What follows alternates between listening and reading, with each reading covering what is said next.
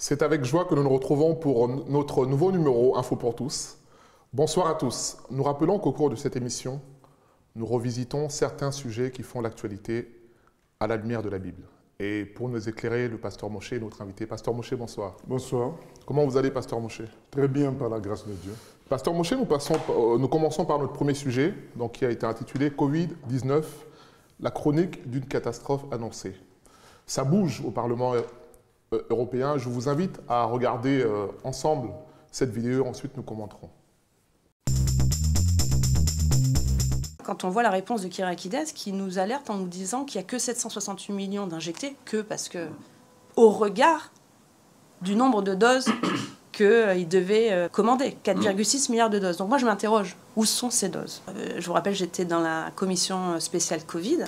On a posé toutes ces questions. On voulait avoir accès aux contrats, on ne les a pas eus. On voulait avoir accès aux SMS, on ne les a pas eus. Le rapport de la Cour des comptes est quand même assez édifiant et assez révélateur du manque de transparence, du manque d'expertise, de la problématique autour de la condition d'achat. Donc on a eu une réunion à huis clos, où dans cette réunion, on avait interdiction de prendre des notes. On a dû signer un papier de décharge comme quoi on ne devait pas parler de cette réunion. Et pas de téléphone.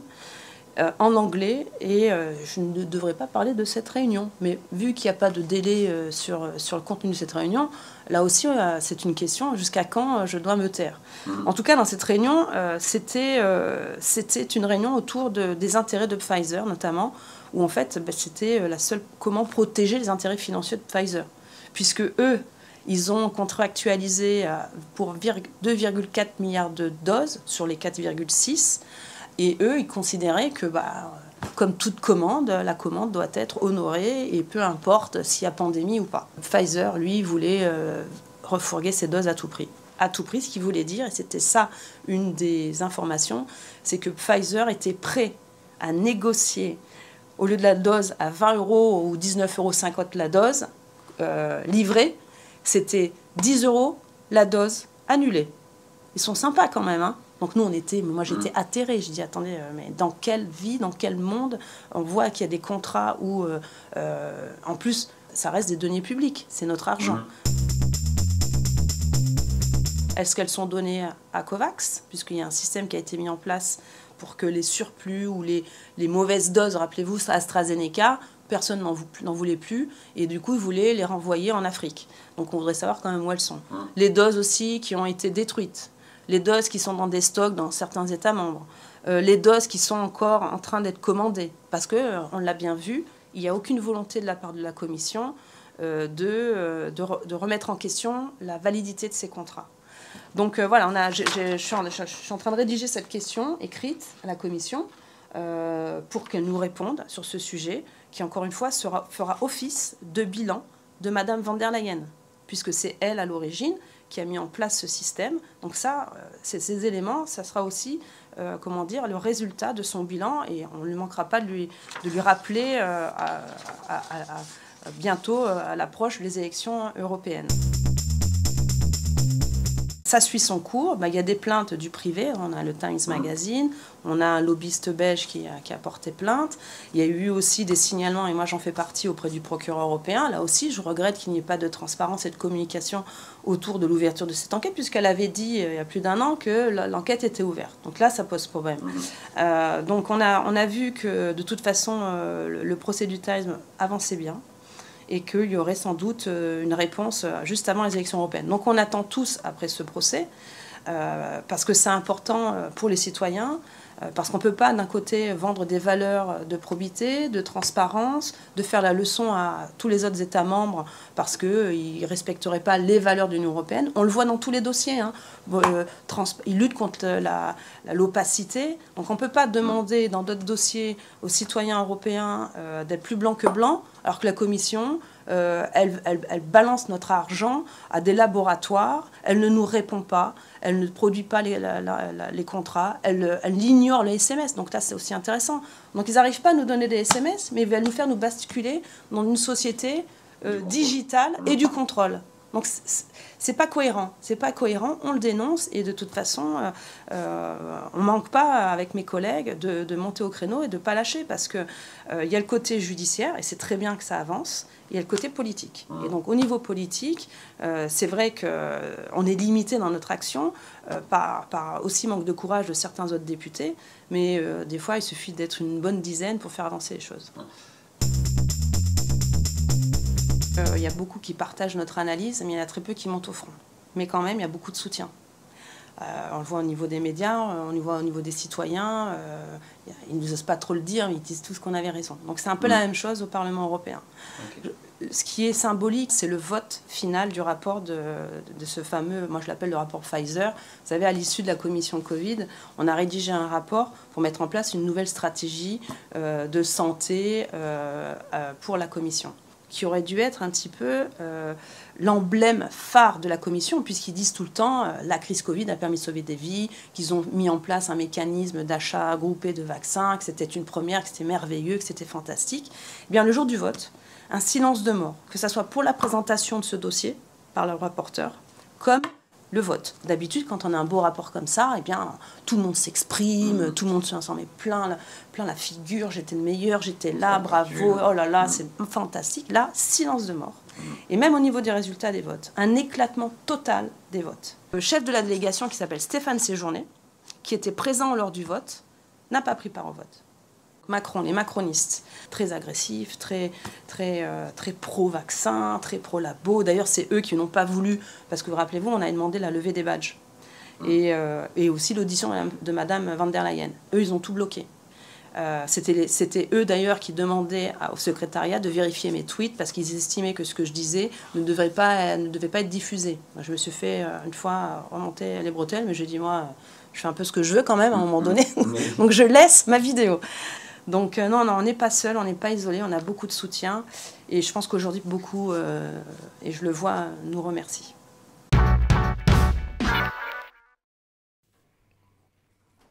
Pasteur Moshe, est-ce que la vérité éclate finalement? Est-ce que Marc 4:22, il n'y a rien de caché qui ne doive être découvert. Donc la parole de Dieu s'accomplit. Malgré le fait qu'ils ont dit aux gens, ne prenez pas vos téléphones, ils ont parlé en anglais pour embrouiller les gens, mais la vérité est en train de sortir. Mais comment on explique cette forme d'opacité, ce manque de transparence? Pourquoi? Est-ce qu'il y a des choses à cacher, vous estimez? Voilà, on dit, quand c'est flou, c'est qu'il y a un loup. Donc il y a quelque chose qui est caché, c'est des escroqueries de milliards de dollars avec Pfizer. Et donc quand il y a des malversations, on essaie de cacher. Pasteur Moshe, alors il y a plusieurs actions qui sont en justice en cours. Et est-ce que vous estimez que Pfizer ou van der Leyen, toutes ces personnes sont dans la tourmente suite à... Ils sont dans la tourmente parce qu'on ne peut pas contrôler totalement l'humanité, ni la justice. Même si on sont convaincus d'avoir, d'une certaine manière, sauvé des vies. Non, mais les éléments scientifiques sont là aujourd'hui qui prouvent que le vaccin a été beaucoup plus nocif que profitable, bénéfique. Qui n'entend pas parler de la quantité d'effets secondaires et de la quantité de personnes qui subissent ces effets secondaires. Donc aujourd'hui, ces gens-là devront faire face à la justice pour ce qu'ils ont fait et les mesures qu'ils ont prises. Parce que, voilà, aujourd'hui, tout le monde reconnaît qu'on n'aurait pas dû imposer aux gens les vaccins et tout un tas de mesures.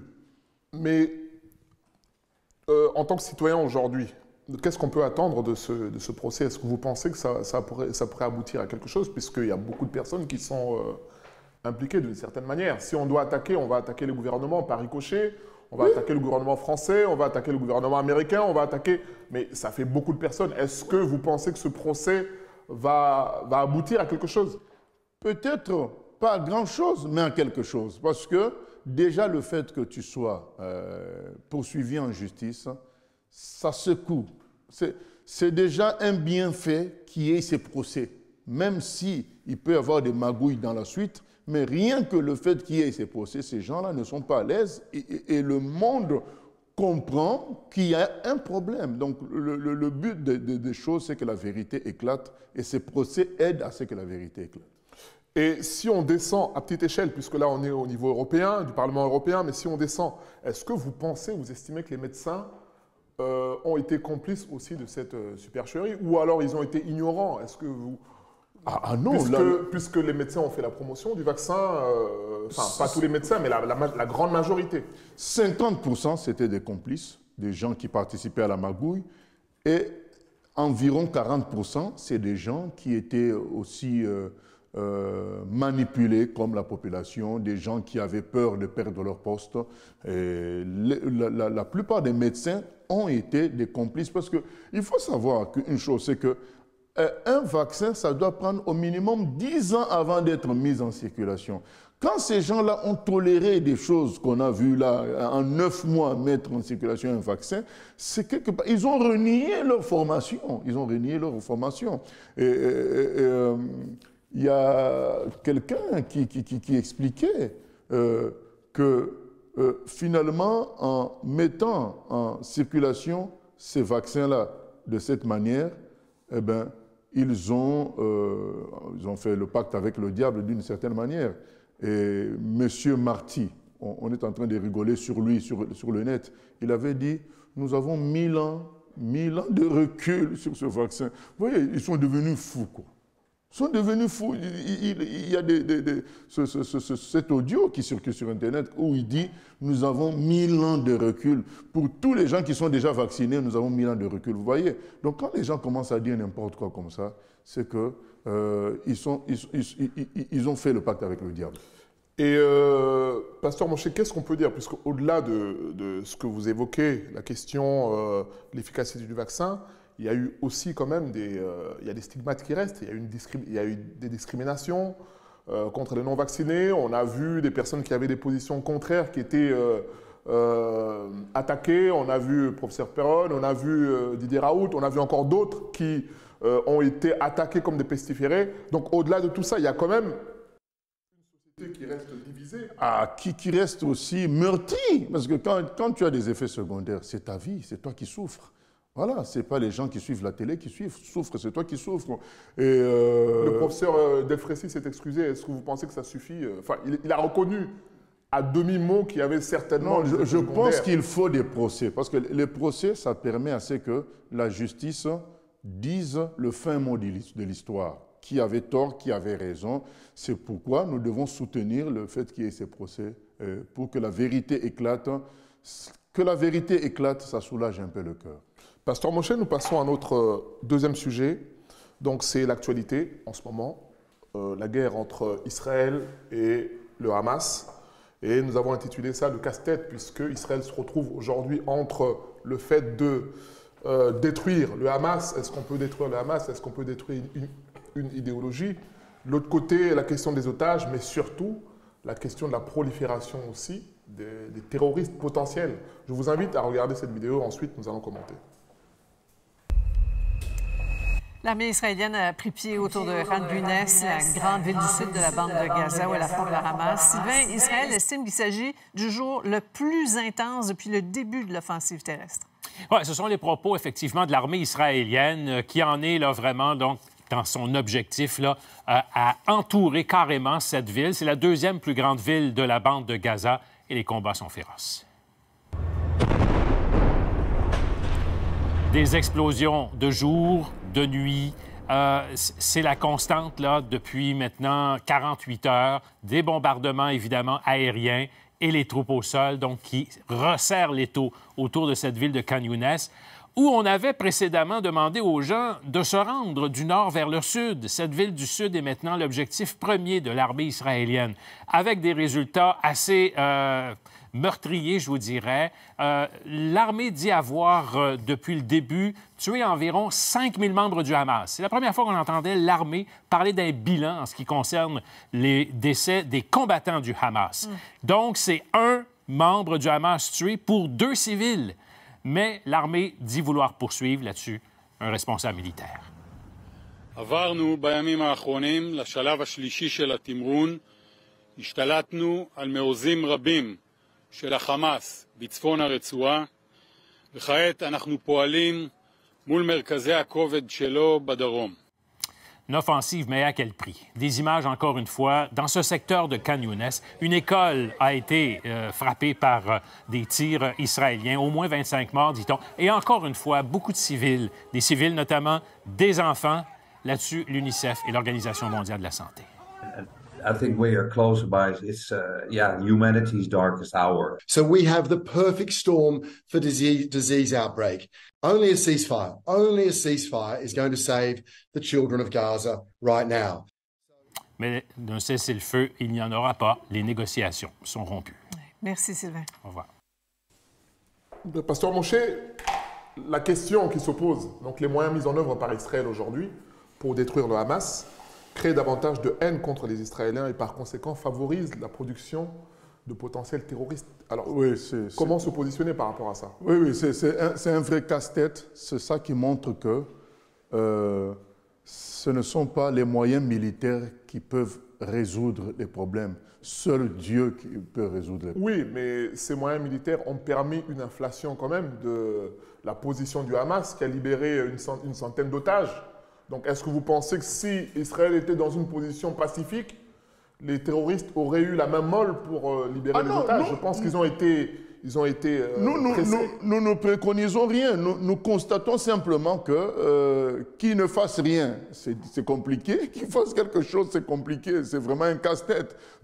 Donc c'est pour dire qu'il y a un seul qui a la solution, c'est Dieu. Parce que ce soit en temps de paix, c'est un problème. Que ce soit en temps de guerre, c'est un problème. Parce que voir quand même des enfants mourir comme ça, des bombardements de ce genre, ça fait mal. Et de l'autre côté, quand on pense aux 1500 qui avaient été tués par le Hamas, ça fait également mal. Donc nous sommes face à un problème comme inextricable. C'est pourquoi nous en appelons à ce que les Juifs reviennent à Dieu, qu'ils reviennent à la Bible, parce que seul Dieu peut changer les choses. Et c'est ce que dit la parole. La parole dit que les choses iront comme ça, de pis en pis, jusqu'à ce que viendra l'Antichrist, puisque ça c'est un casse-tête. Vous mettez les armes, mais vous produisez la haine. Or, la haine est plus forte que les armes. Et donc, ça sera encore un autre cycle d'armes qui va venir, de guerre qui va venir. Donc, dans ce que vous dites, on peut comprendre par là qu'on ne peut pas détruire le Hamas, puisque c'est une idéologie. Mais tu ne peux pas détruire la haine, tu ne peux pas détruire... C'est ce qui est dit par le Premier ministre israélien aujourd'hui, Benjamin Netanyahu. Non, ce n'est pas possible, parce que là, tu crées la colère. Vous savez, quand nous, on voyage, nous sommes à l'aéroport, on prend du temps. Il y a un certain pays où il y a vraiment la vraie sécurité, et on te pose des questions pendant longtemps pour vérifier si tu as des armes ou quelque chose comme ça. Un jour, j'avais posé la question, mais pourquoi ne pas tout simplement fouiller ma valise de fond en comble au lieu de prendre tout ce temps-là pour me poser des questions? Ils ont dit non, l'être humain est plus dangereux qu'une valise. On peut fouiller une valise et ne trouver rien parce que l'être humain était suffisamment intelligent pour bien cacher les choses. Mais quand on cerne à qui on a affaire, c'est beaucoup plus efficace. Et c'est ça, l'être humain est plus dangereux que les armes. Donc aujourd'hui, on peut casser les tunnels, ainsi de suite, mais la haine qui est dans le cœur, on ne peut pas l'atteindre. Donc pour l'atteindre, seul Dieu peut le faire. Les enfants qui sont victimes aujourd'hui, dans 20 ans, dans 15 ans, mais ils vont prendre les armes. Qui vont prendre les armes. Donc, et du coup, ce cycle-là va continuer jusqu'à ce que Israël se fatigue et cède à l'Antichrist qui va créer une sorte de fausse paix dans le monde. Mais pour revenir à ce que vous disiez, dans ces conditions-là, est-ce que cette guerre prendra fin un jour? Non. Y a-t-il une solution? Moi, je ne dis même pas dans ces conditions. Bibliquement, ça ne prendra... Israël sera sous pression jusqu'au bout. Bibliquement, parce que c'est écrit qu'il viendra un monsieur qui signera un traité de paix en faveur d'Israël et les autres peuples, de sorte qu'il y ait paix dans le monde. Mais ça sera un faux traité de paix pour amadouer le peuple de Dieu. Et finalement, après 3 ans et demi, ce monsieur-là, l'Antichrist, l'homme impie, le dictateur mondial, il voudra se faire adorer dans le temple qu'il aurait favorisé à construire. Et c'est là que les Juifs vont se réveiller. Pasteur Moshe, ce que vous dites, c'est bien beau, mais pour le Palestinien qui vous écoute ou l'Israélien qui vous écoute aujourd'hui, lui, il veut une solution concrète. La solution, c'est venir à Jésus-Christ, le Prince de paix. Quand tu es en Jésus, tu es en sécurité. Quand tu es en Jésus, tu es pris en charge par celui qui a fait les cieux et la terre. Donc vous pensez que celui qui est en Jésus, il serait exempté des bombes qui tombent à côté de lui ou... Pas forcément, sauf que sa situation générale est prise en charge. Que la bombe l'atteigne et qu'il meure, eh bien, il se retrouve au paradis. C'est pris en charge. Donc, tout est sous contrôle. Il ne peut plus souffrir du hasard des événements. Il est géré par Dieu directement et en sa faveur. C'est ça. Où est-ce qu'on trouve les Juifs et les Palestiniens ensemble? C'est dans les églises. Là où Jésus a transformé les cœurs, tu peux les voir prier ensemble. En dehors de ce lieu-là, tu ne les verras pas ensemble. Donc c'est ça. Jésus est la solution. Nous appelons les Palestiniens, les Juifs à venir à Jésus, qui peut seul réconcilier leur humanité. Pour finir, Pasteur Moshe, sur cette question qui est quand même importante, un Palestinien qui vous écoute aujourd'hui, qui sait que Jésus était juif, et qui voit aujourd'hui ce que le peuple israélien, ce que Tsahal, ce que l'armée israélienne fait aujourd'hui, est-ce que vous pensez que ça serait aisé pour lui d'accepter l'amour d'une personne qui, dont le peuple aujourd'hui détruit sa population? Les Palestiniens sont les mieux placés pour savoir qu'il n'y a pas comme une sorte de relation de fonctionnement entre Jésus et les Juifs, puisque les Juifs, dans leur majorité, ont rejeté Jésus. Ils savent bien que quand on parle de Jésus, ça n'a rien à voir avec une logique tribale. C'est vraiment une logique spirituelle. Et eux qui sont voisins des Juifs, ils le savent mieux que nous. Je pense que oui, le Palestinien peut croire en Jésus aujourd'hui comme étant fils de Dieu. Non pas comme étant juif, mais comme étant fils de Dieu. Pasteur Moshe, nous passons à notre troisième sujet. Donc, c'est l'attentat qui a eu lieu à Paris.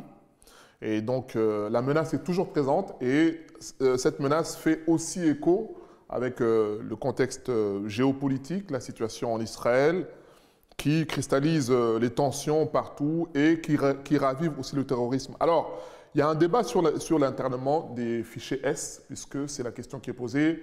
Alors, on ne savait pas trop, l'identité de cette personne a été préservée par M. Darmanin, le ministre de l'Intérieur. Finalement, on sait qu'il s'appelle Armand, certains disent qu'il s'appelle Amani, enfin, on ne sait pas trop. Mais toujours est-il que, se pose une question, on dit que c'était un pauvre déséquilibré qui s'en est pris à monsieur pour le tuer. Un déséquilibré qui a fait des repérages. Il a fait des repérages, il a préparé son coup.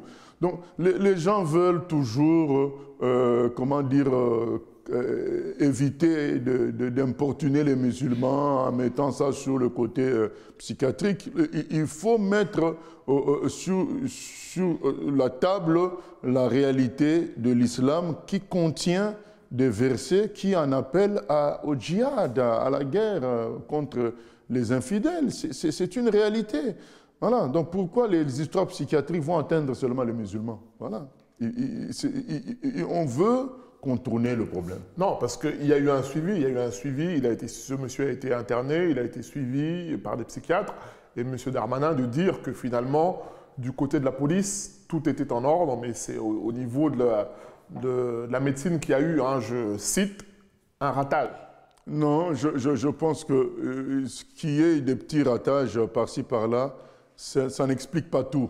Il y a quand même une réalité selon laquelle cet homme a puisé quand même sa réflexion d'un livre, voilà, qui l'autorise à faire ce qu'il a fait là. Donc il faut quand même en parler aussi. Je ne dis pas qu'on incrimine tous les musulmans, mais qu'on en parle également de cela. Voilà. Et voilà.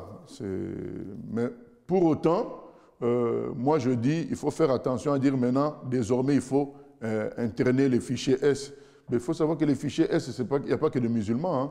Les fichiers S, il peut y avoir des politiciens qui sont fichiers S, il peut y avoir des chrétiens qui sont fichiers S parce qu'ils ont une position radicale biblique. Et donc, n'oublions pas que notre vrai ennemi, c'est l'Antichrist, c'est le nouvel ordre mondial qui essaie d'imposer un contrôle à tous les humains. Il peut se servir d'un attentat de ce genre pour serrer davantage la vis concernant le contrôle général de l'humanité, et de sorte que même des gens qui sont non-violents, qui seraient fichés S, soient internés. Donc, moi, je ne suis pas favorable à l'internement de fichiers S, que chacun fasse son boulot, les policiers, les médecins, voilà, mais commencer à interner les fichiers S, ça conduira à ce que finalement, on interne même des gens non-violents, juste parce qu'ils n'ont pas la même position, comme on a vu du temps du Covid avec les vaccins. Pasteur Moshe, l'État est aussi confronté à une difficulté. Est-ce que les prisons aujourd'hui en France sont devenues des pépinières de terroristes? Beaucoup entrent dans les prisons et sortent finalement pour passer à l'acte. Donc comment gérer cette situation-là? C'est la preuve qu'il faut mettre le vrai débat sur la table. C'est le débat sur les versets du Coran qui autorisent à régler le compte des infidèles. Il faut mettre... Je ne dis pas qu'il faut condamner tous les musulmans, mais il faut cibler le vrai problème. Emprisonner les gens, faire des systèmes de déradicalisation. Est-ce que vous pensez que ça marche, la déradicalisation? Non, ça ne marche pas, ça marche pas. Vous savez, il y a des prises de conscience qui sont humaines, ce n'est pas leur programme qui puisqu'on a vu des repentis, des gens... Oui, mais ça existe de tout temps. Il y a toujours des gens qui, à un moment donné, ils deviennent matures, ils comprennent qu'ils sont dans l'erreur. Ce n'est pas forcément leur programme. Tant qu'on ne touche pas au vrai débat, discuter avec les musulmans clairement sur ces choses-là, ça ne marchera pas, il y aura toujours de plus en plus de terroristes. Pasteur Moshe, nous passons à notre dernier sujet. Donc c'est un sondage qui a eu lieu en Angleterre. Et donc l'Angleterre qui serait prête, alors c'est un titre un peu provocateur, à bannir la Bible. Donc d'après un sondage, je m'explique, rapporté par le site évangélique.info, paru le 5 décembre 2023, presque un quart des Anglais âgés de 18 à 34 ans sont prêts à interdire la Bible si certains passages pouvaient être perçus comme des discours de haine. Ça rejoint un peu ce que vous disiez par rapport à l'islam. Donc on peut trouver aussi, puisque certains trouvent aussi des passages dans la Bible, dans l'Ancien Testament, où Dieu encourageait à exterminer des populations, à tuer tout le monde. Mais c'est des passages aujourd'hui qui sont historiques. Ce ne sont pas des passages actifs, ce sont des passages qui relatent l'état des choses de l'époque. Alors qu'aujourd'hui, un lecteur de la Bible reçoit comme instruction « Tu aimeras ton prochain comme toi-même ». Si on te gifle sur la joue gauche, tu donnes la joue droite. Voilà, c'est ça les instructions d'aujourd'hui. Mais la Bible a un volet historique qui raconte les histoires des guerres passées. Voilà, ce n'est pas à mélanger avec les versets actifs du Coran qui appellent le musulman d'aujourd'hui à agir dans ce sens-là. Et donc le commentaire dit, justement par rapport à ce sondage, que les livres contenant du discours de haine devraient être interdits à la vente, y compris, si nécessaire, les textes religieux comme la Bible et tous les autres textes qui appellent à l'apologie d'une certaine violence. Mais la Bible, justement... Donc à ce titre-là, ils disent que la Bible devrait être interdite. Qu'est-ce que vous en pensez? Ils ne connaissent pas la Bible, tout simplement. C'est des gens qui entendent parler d'autres personnes, eux-mêmes ne lisent pas. Parce que quelqu'un qui lit la Bible, il va savoir ce qui est arrivé au chef des chrétiens. Qu'est-ce qui est arrivé au chef des chrétiens? Il a été crucifié à la croix. Et à la croix, il a dit, Père, pardonne-leur parce qu'ils ne savent pas ce qu'ils font. Le chef des chrétiens, lui, c'est lui qui a subi la violence. Mais lui, il a guéri les gens. Il a prêché l'amour aux autres. Aime ton prochain comme toi-même. Tu aimeras Dieu de tout ton cœur. Voilà, donc, c'est des gens qui ne lisent pas la Bible, qui entendent parler les autres. Mais, toutefois, moi, je pense que nous ne pouvons pas vivre dans des sociétés d'interdiction à gauche, à droite. Si vraiment les gens sont sûrs que leur choix est bon, qu'on laisse ouvert toutes les expressions. Celui qui a raison, celui qui est vraiment dans la vérité, celui qui l'emporte. Pasteur Moshe, est-ce que vous pensez que la Bible est menacée?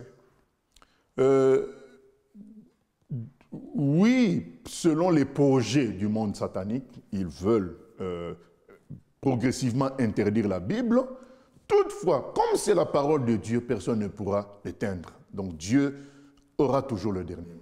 Puisqu'il y a des gens qui ont intenté des procès, notamment par rapport à la question de l'homosexualité, par rapport à d'autres questions, il y a des gens qui ont porté plainte contre la Bible.